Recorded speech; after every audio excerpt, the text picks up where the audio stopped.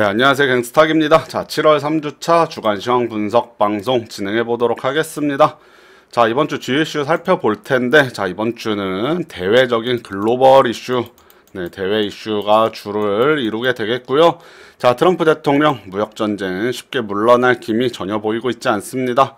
자, 500까지 갈 수 있다, 500까지 갈 수 있다라는 발언이 있었는데, 이 얘기는 500빌리언 달러까지 갈 수 있다는 얘기고요.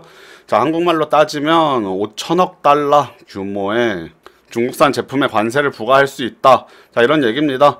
자, 미국이 중국에서 수입하는 제품의 규모가 500빌리언 달러 정도입니다.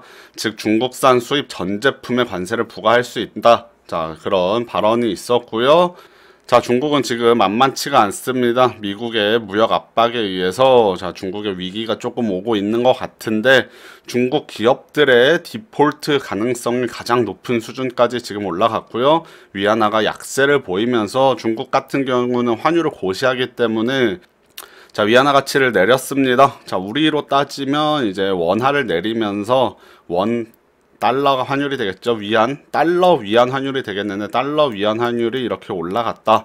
자, 이렇게 생각을 하시면 되겠고요. 자, 트럼프 대통령이 자, 독립성을 인정받는 미국 연방준비제도의 금리 인상 속도에 대해서 비판을 했습니다.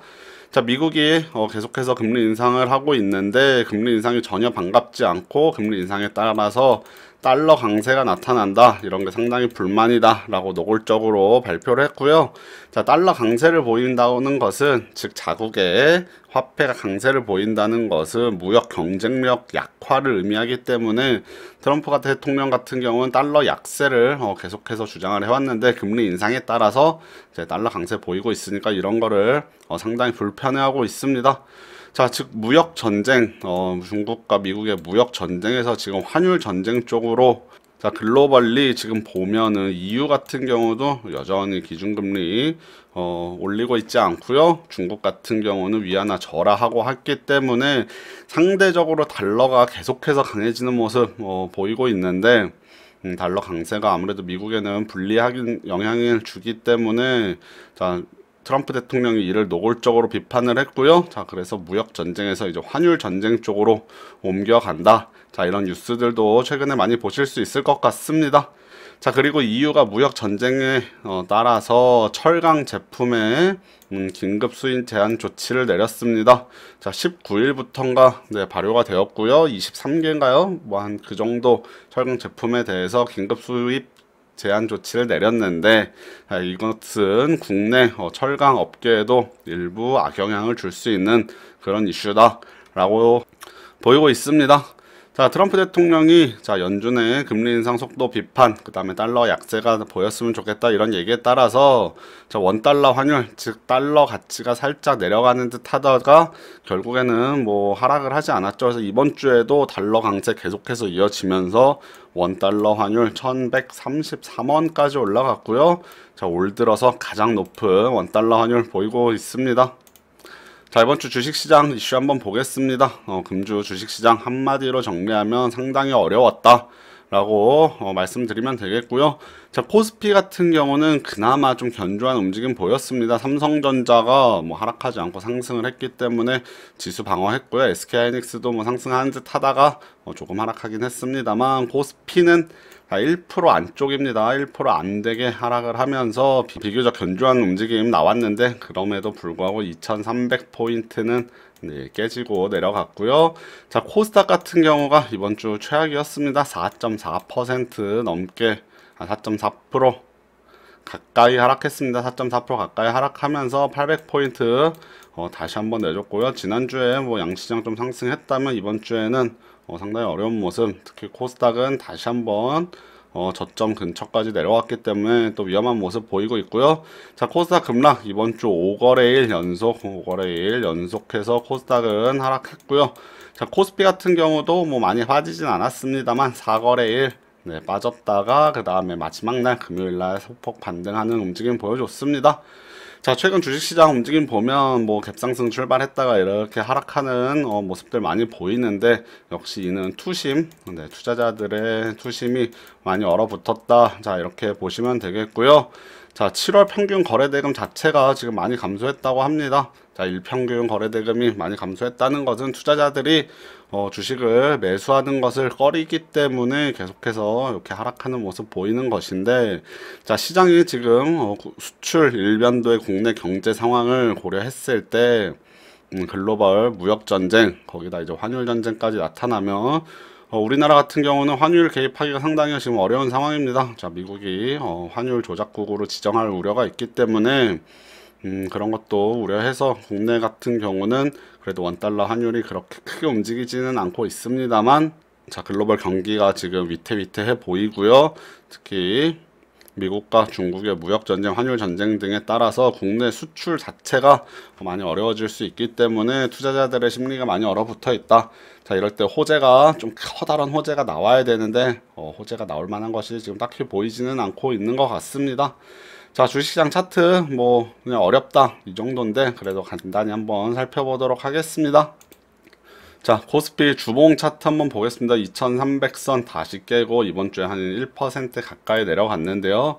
자, 지금 여기 전저점 자리 한번 선을 그어 보면, 자, 여기 요 자리입니다. 자, 요 자리인데 전저점 부근을 지난주에 살짝 올려놨다가 이번 주에 다시 그거 넘기지 못하고 음봉 나오곤 모습 보여줬습니다. 제가 지난주 방송에서 당분간 뭐 시장은 좀 횡보할 것이다 라고는 말씀드렸지만, 좀 여기서는 기술적인 반등 자체도 나올 수 있는 구간이죠.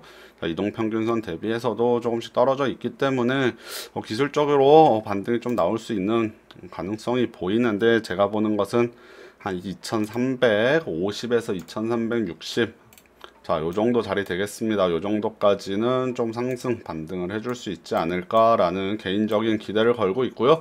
물론 이거보다 더 치고 올라간다면 더할 나위 없이 좋겠지만, 일단 당분간은 뭐 강한 상승은 어려워 보이기 때문에 저 정도 자리까지 한번 반등 나오고, 그 다음에 좀 더 밑에는 더 열어둬야겠죠. 2200선, 121선 주봉상 121선 정도 해서 요 정도에서 이제 박스권 그려 나가면서 좀 횡보하지 않을까. 자, 개인적으로 코스피 이렇게 보고 있는데, 역시 코스피 같은 경우는 걱정이 그나마 조금 덜 되는 것은 삼성전자, SK하이닉스 등등 비롯한 대형주들은 실적이 그래도 뒷받침이 되기 때문에 뭐 엄청나게 뺄 수는 없습니다. 자, 일단은 결국 뭐 주식시장이 수급으로 움직인다고는 하지만 실적을 너무 비껴나가서 가격이 되면 또 적평가 매력이 너무 생기기 때문에 그렇게 많이 하락할 것 같지는 않다는 것이 제 개인적인 생각인데, 역시 코스닥이 위험하죠. 코스닥 같은 경우 시총상위 제약바이오 종목들 상당히 많이 포진되어 있는데, 이 종목들은 뭐 기대감에 가는 종목들이죠. 자, 실적으로 가는 종목이 아니라 기대감으로 가는 종목이기 때문에 좀 더 불안하다라는 생각 가지고 있고, 다시 내려왔습니다. 자, 지난주 저점까지는 아직 안 내려왔습니다만, 자, 전고점 요 자리 상당히 중요한 자리, 이탈됐던 자리죠. 이탈됐던 자리인데 요 자리 정도에서 지지 받으면서 이번 주 마감했고요. 근데 이번 주 너무 빠졌습니다. 너무 빠졌는데, 개인적으로 뭐 한 830선 정도까지 뭐 코스닥은 뭐 크게 움직이기 때문에 830선도 뭐 한 이틀 3일 만에 올라갈 수 있겠습니다만, 자, 830 정도 고점 이제 여기 잡아놓고 차트상 봐도 일반적으로 이렇게 하락했을 때는 요 정도 자리, 요 정도 자리를 이제 저항선으로 잡아놓고 저 근처 왔을 때는 좀 비중을 줄였다가 저기서 좀 더 많이 하락했을 때는 좀 비중을 늘리고, 자, 요런 식으로 좀 매매를 해야 되지 않을까. 제가 최초에 예상했던 박스권은 지금 깨졌습니다. 최초라고 하기엔 좀 그렇지만 올해 초 좀 1분기에 예상했던 박스권이 계속해서 잘 이어지다가 결국에는 박스권 이탈하고 나서, 자, 그 다음 박스권을 이제 다시 만들면서 횡보하지 않을까. 시장이 지금 많이 하락하고는 있습니다만 국내 펀더멘탈 자체가 망가진 것이 아니기 때문에 이렇게 내려갈 것 같지는 않고요. 여기서 이런 식으로 좀 횡보하다가 또 방향 탐색하지 않을까. 자, 전 개인적으로 시장 이렇게 보고 있습니다. 그래서 어려운 시장입니다. 자, 지난주 좀 반등하는 듯 하더니 이번 주 특히 코스닥 같은 경우는 갭상승해서 계속 음봉. 자, 일봉으로 볼까요? 일봉으로 보면, 자, 코스닥 이번 주 5거래 음봉 나왔습니다. 5거래 음봉 나와서 상당히 개인 투자자들 뭐 중성주 좋아하는데 중성주 투자하시는 분들께는 상당히 어려운 일주일이었고요. 코스피 같은 경우는 뭐 그래도 그나마 뭐 낫습니다만, 자 4음봉 나오고 그 다음 금요일날 소폭 상승 뭐 이 정도였기 때문에 체감상은 매우 어려운 장이다. 자, 코스피 지수만 봤을 때는 생각보다 지수가 많이 안 빠졌네 할 수 있지만, 개인들이 선호하는 중소형주 코스닥 종목들 봤을 때는 네, 상당히 많이 빠졌기 때문에 어려운 장이다. 자 이렇게 보시면 되겠고요. 자 중형주 같은 경우 볼게요. 중형주, 네, 대형주 빼고 주봉으로 볼게요. 대형주 보면 대형주 이번 주 0.3%밖에 안 빠졌습니다. 주봉상.